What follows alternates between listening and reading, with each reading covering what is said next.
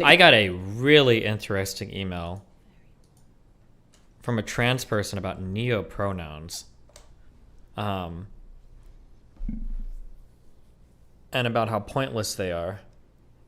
And about how pointless it is to correct somebody and have them tell you, or have you tell somebody your pronouns. This is a really interesting email that I'd never thought of before. I don't even know how many other people, I don't know how many trans people even think about pronouns like this. I'm sorry, hold on. I just remembered this email. This was a really interesting email. I'll just read the last 3 paragraphs of this. I think that this conception of dysphoria can be used to understand a particular experience I and others have had in trans circles, and that is relating to pronouns. ContraPoints caught a lot of flack for a take that she had a while ago where she talked about the phenomenon of pronoun circles. She essentially wasn't a fan of the whole concept because it feels like a woke way to clock someone. When 9 cis people and 1 trans person get in a room, and that's the only time we decide to start doing pronoun circles, that could be pretty annoying. What Contra really wants in these situations for her pronouns to be assumed. The blowback she received was arguing that, actually, pronoun circles and other such rituals are useful because some people don't have assumable pronouns. My hot take on this, they say it's a hot take, my hot take on this, which I think is supported by this conception of social dysphoria, is that pronouns which aren't assumable are basically a complete waste of time.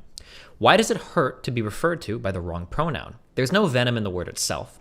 The only reason it hurts is that when someone uses a gendered pronoun, it carries a payload of information about their mental model of us. That they think of us differently than we think of ourselves, that's what's triggering the social dysphoria. Afterwards, when we correct them and they start using the pronouns that we prefer, all we've done is enter a collective fiction. Their mental model is still just as incongruent with mine as ever, but I get to pretend otherwise so long as they don't directly tell me about it again. It's one thing to be so early in transition that your gender expression doesn't lead people to construct their models in the way you'd prefer. It's completely another for your ideal transition state to not induce assumable pronouns. That would be the case, for example, when pronouns differ significantly from gender expression, or in the case of neopronouns. This use of pronouns is, in my opinion, completely aesthetic and has no relation whatsoever to social dysphoria.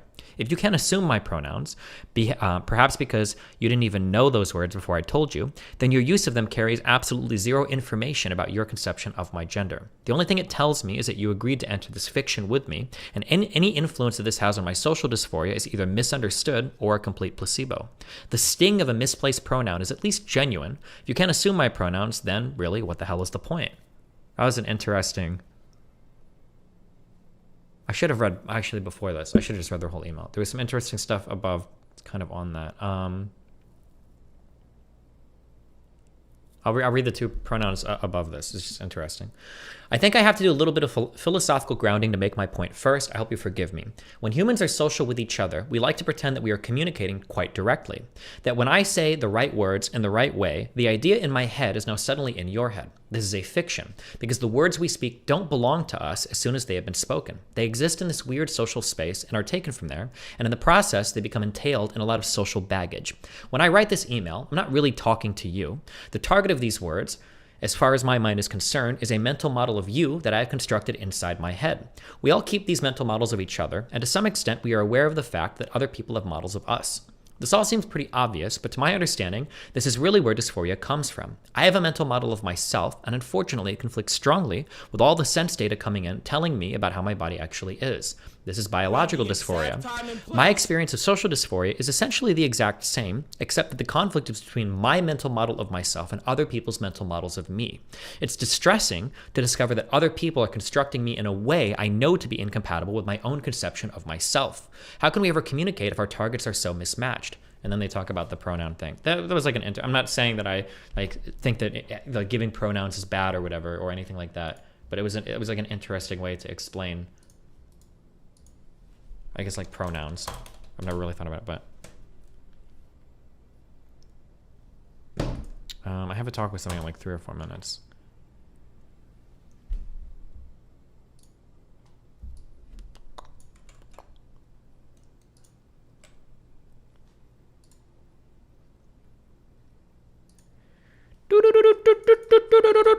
Have you gotten any emails arguing in favor of neopronoun stuff? Yeah, so one of the emails that I got earlier, I got a couple of good pushback emails today and yesterday.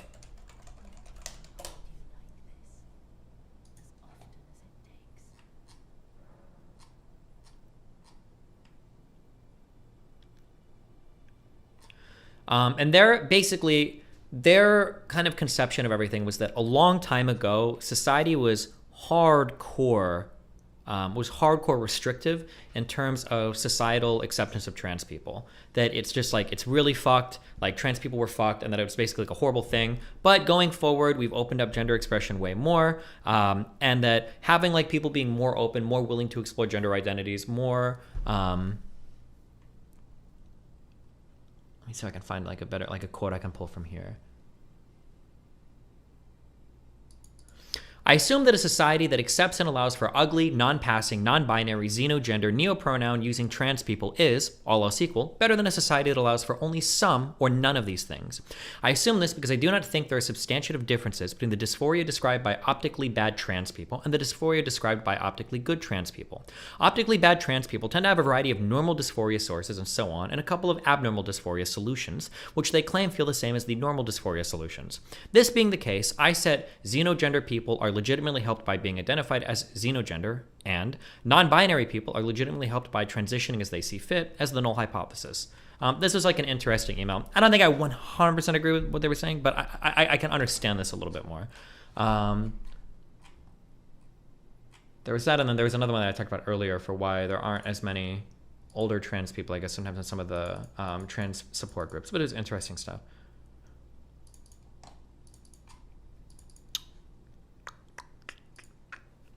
I have another therapist I'm talking to today. I don't know how I have two today. This guy is a licensed mental health therapist. He's been working for 10 years.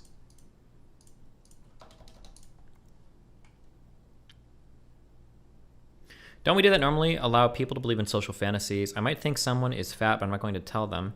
And that person can continue living, believing I don't see them as fat. Well, but if they think you see them as fat, that's enough for them, whether you do or don't. What's important isn't really what exists in your mind, it's what people think exists in your mind, right? The prototypical example is a person walks into a gym and you are petrified because you think, oh my God, everybody's looking at me, everybody's judging me, everybody hates me, everybody thinks I'm fat, everybody thinks blah, blah, blah, blah, blah. And that your thought about their thoughts is more important than their thoughts. Because the reality is, no one is looking at you. Nobody thinks about you. Nobody cares. But if you think they think that, that's enough for you to experience some distress, you know?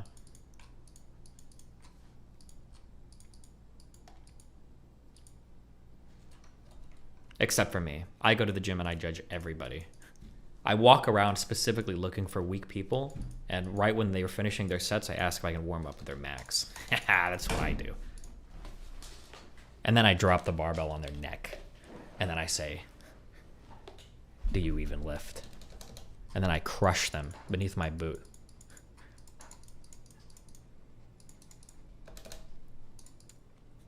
Yeah, I hang out in grade school gyms. I'm just kidding.